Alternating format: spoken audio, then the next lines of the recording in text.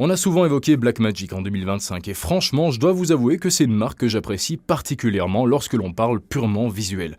Avec le Ursa Cine 12K par exemple, on arrive à obtenir un rendu qui est normalement réservé à une catégorie de caméra 3 fois plus chère et pourtant, on est clairement sur une machine qui a prouvé le contraire. Et c'est pourquoi aujourd'hui nous allons voir ce que la marque a de mieux à proposer, c'est-à-dire la fameuse Ursa Cine 17K.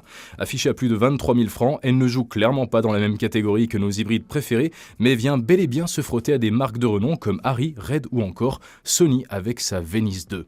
On va commencer directement avec les specs et Dieu sait qu'elles sont choquantes. On est sur un capteur de 17K, soit 17 520 sur 8040. Pour vous donner une idée physique, ça correspond grossièrement à 5 cm sur 2,3, ce qui dans les faits s'avère être de la même hauteur qu'un capteur plein format, mais avec une longueur bien plus importante et qui dépasse même celle de l'Alexa Mini. Mais pourquoi Blackmagic a décidé d'opter pour un capteur aussi énorme?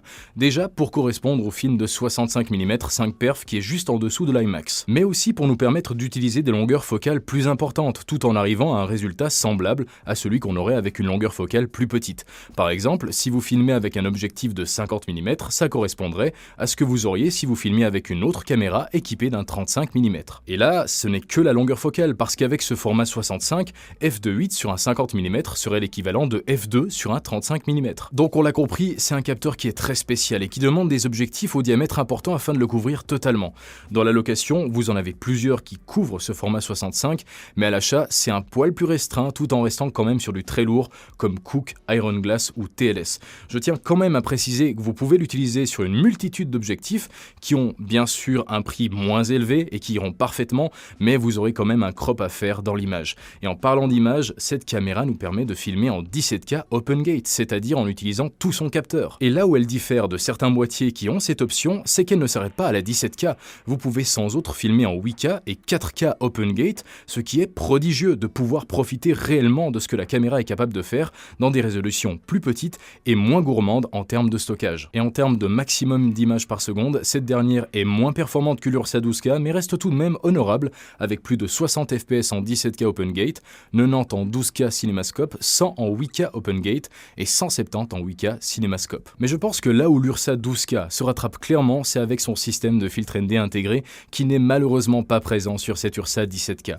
D'un côté, au vu du capteur, je peux comprendre, mais je trouve tout de même dommage qu'il n'y en ait pas. J'aurais adoré.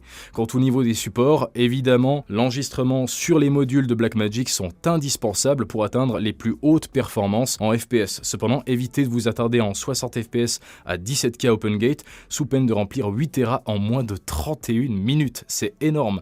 Ceci étant dit, au niveau du physique, à part l'absence de filtre ND, moins d'1 cm et 236 grammes de plus, elle est clairement pareille que l'Ursa 12K, ce qui est très bien si vous devez l'utiliser aussi sur un tournage avec la 17K.